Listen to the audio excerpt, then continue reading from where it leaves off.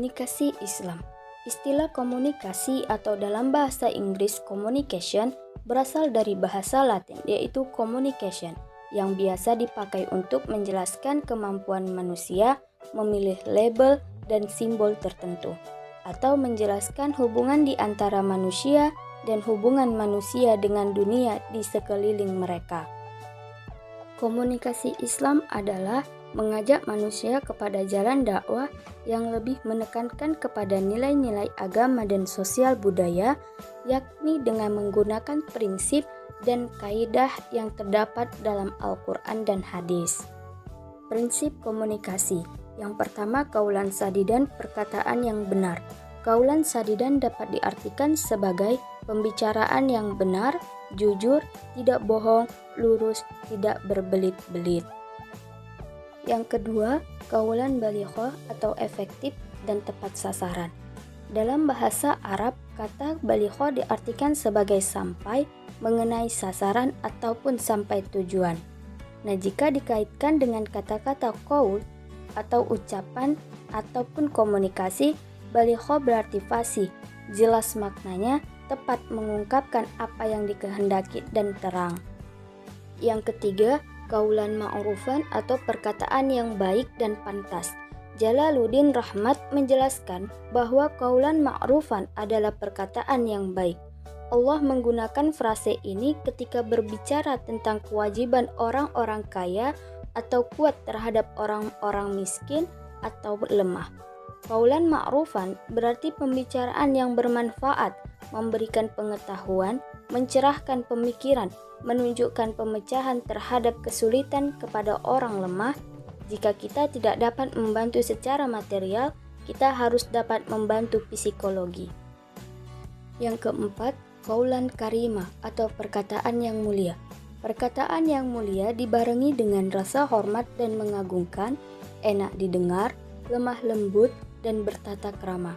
Jika dikaji lebih jauh, komunikasi dakwah dengan menggunakan qaulan karimah lebih ke sasaran dengan tingkatan umurnya lebih tua.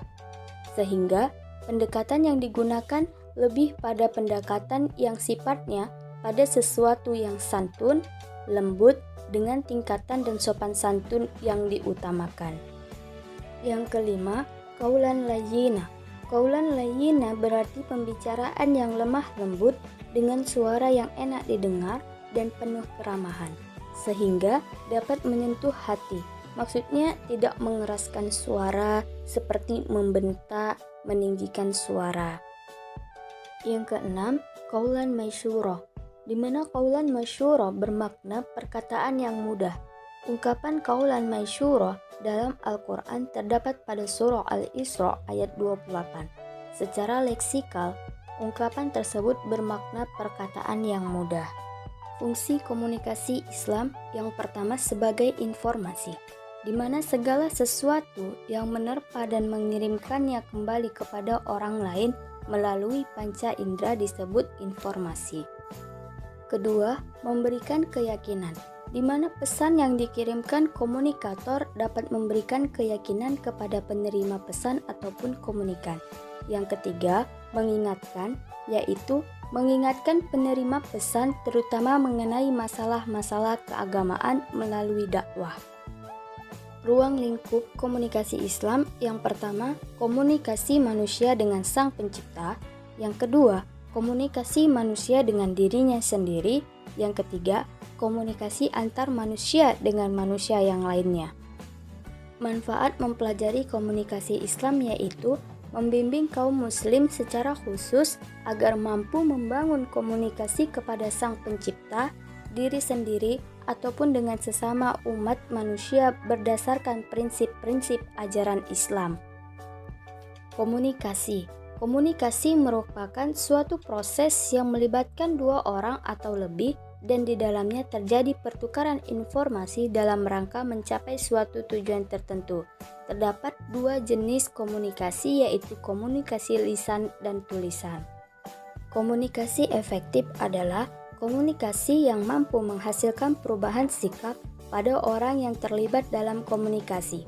Tujuan komunikasi efektif adalah memberikan kemudahan dalam memahami pesan yang disampaikan antara pemberi dan penerima sehingga bahasa lebih jelas dan lengkap. Komunikasi tidak efektif adalah komunikasi yang tidak mengandung kesepahaman atau perubahan sikap. Artinya, komunikan tidak mengerti isi pesan dan tidak melakukannya sebagaimana yang dikehendaki komunikator. Penerapan komunikasi efektif dibagi menjadi dua. Yang pertama, komunikasi verbal efektif. Ada beberapa poin. Yang pertama yaitu berlangsung secara timbal balik, makna pesan disampaikan dengan jelas, bahasa yang digunakan mudah dipahami, cara penyampaian mudah dipahami, mempunyai tujuan yang jelas. Kemudian komunikasi nonverbal efektif dibagi menjadi beberapa poin. Yang pertama, penampilan fisik yang meyakinkan lawan bicara. Yang kedua, sikap tubuh dan gestur.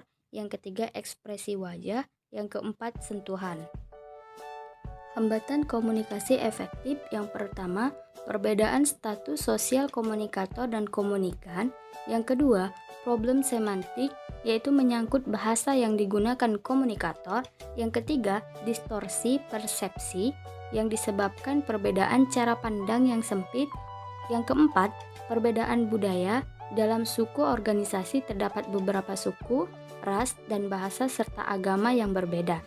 Yang kelima, gangguan fisik, yaitu gangguan lingkungan fisik seperti suara riuh orang-orang, suara petir, hujan, dan cahaya yang kurang jelas.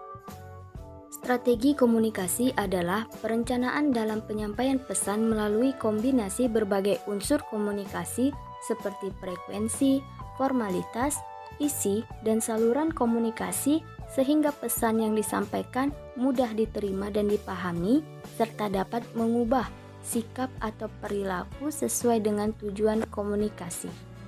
Teknik strategi komunikasi yang pertama, redundansi, yaitu cara mempengaruhi halayak dengan jalan mengulang-ulang pesan kepada halayak.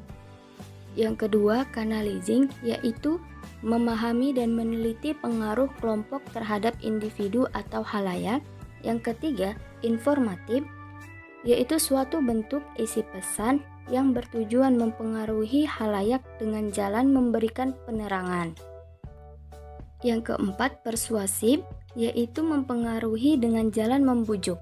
Dalam hal ini, halayak digugah baik pikirannya maupun dan terutama perasaannya. Kelima, edukatif, yaitu salah satu usaha mempengaruhi halayak dari suatu pernyataan umum yang dilontarkan. Dapat diwujudkan dalam bentuk pesan yang akan berisi pendapat-pendapat, fakta-fakta, dan pengalaman. Yang keenam, koersif, yaitu mempengaruhi halayak dengan jalan memaksa. Langkah-langkah strategi komunikasi yang pertama, mengenal halayak untuk mencapai hasil yang positif dalam proses komunikasi. Yang kedua, menentukan tujuan, yaitu menentukan fokus strategi komunikasi yang akan digunakan. Yang ketiga, menyusun pesan, yaitu melihat bagaimana komunikator memilih di antara berbagai strategi pesan untuk mencapai suatu tujuan. 4. Menetapkan metode dan media yang digunakan, yaitu metode komunikasi akan turut mempengaruhi penyampaian pesan oleh komunikator kepada komunikan. Dan dalam menciptakan komunikasi yang efektif, pemilihan media memiliki peran penting. Hambatan strategi komunikasi yang pertama, hambatan dalam proses penyampaian berasal dari pihak komunikator yang mendapatkan kesulitan dalam penyampaian pesan-pesannya.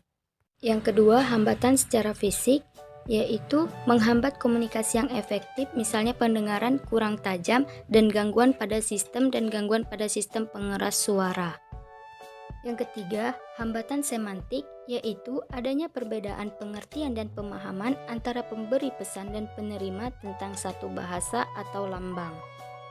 Keempat, hambatan psikososial, yaitu adanya perbedaan yang cukup lebar dalam aspek kebudayaan, adat istiadat, kebiasaan, persepsi, dan nilai-nilai yang dianut, sehingga kecenderungan kebutuhan serta harapan-harapan dari kedua belah pihak yang berkomunikasi juga berbeda. Teknik komunikasi adalah cara menyampaikan suatu pesan agar terjadinya komunikasi yang efektif antara komunikator dengan komunikan. Pembagian teknik komunikasi yang pertama, informative communication, yaitu suatu pesan yang disampaikan kepada seseorang atau sejumlah orang tentang hal-hal baru. Yang kedua, persuasive communication, yaitu mengubah sikap atau perilaku komunikan yang lebih menekan ke psikologis komunikan.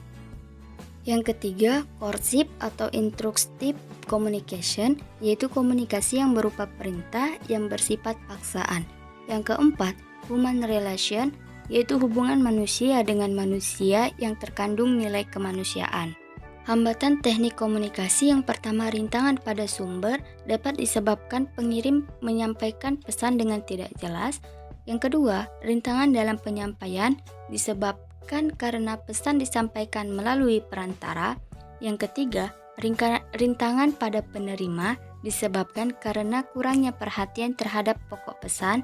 Yang keempat, rintangan dalam umpan balik, yaitu adanya komunikasi satu arah yang tidak memungkinkan adanya umpan balik dari penerima. Media komunikasi adalah suatu sarana maupun perantara atau alat yang dapat digunakan untuk menyampaikan suatu pesan yang berasal dari pihak pembawa pesan kepada penerima pesan. Media komunikasi berdasarkan saluran. Yang pertama, media komunikasi verbal, yaitu pesan yang disampaikan dengan menggunakan suara maupun menyampaikan pesan yang diucapkan. Kedua, media komunikasi nonverbal, yaitu cara penyampaian pesan tanpa perlu menyampaikan pesan dengan mengeluarkan suara maupun dalam bentuk pesan tertulis sekalipun. Media komunikasi berdasarkan cara penyebaran. Yang pertama, media komunikasi audio atau suara, yaitu ketika penerima pesan dapat menangkap pesan tersebut dengan menggunakan salah satu indera manusia, yaitu telinga. Yang kedua, media komunikasi audiovisual, yaitu penyampaian pesan dengan cara menggunakan suara serta bentuk visual seperti video maupun gambar yang kemudian digabungkan menjadi satu.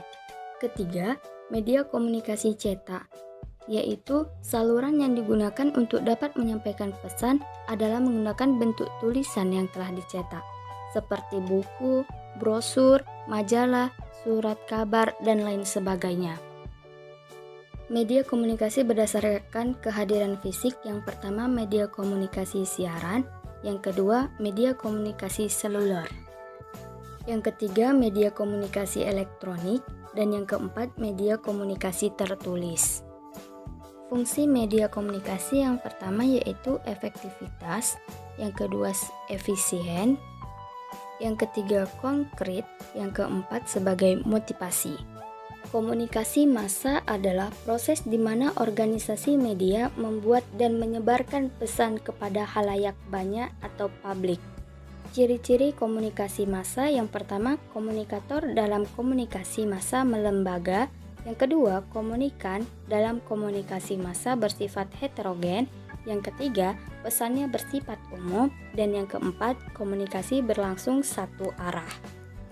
Yang kelima, komunikasi massa menimbulkan keserempakan.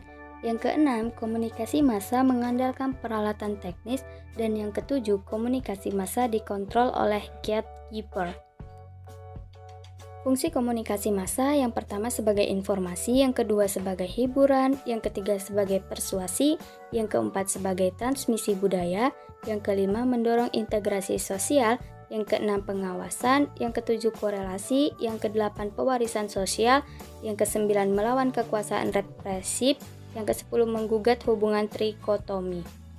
Komponen komunikasi massa: yang pertama komunikator, yang kedua pesan, yang ketiga media, yang keempat komunikan, yang kelima gatekeeper, yang keenam gangguan, yang ketujuh timbal balik.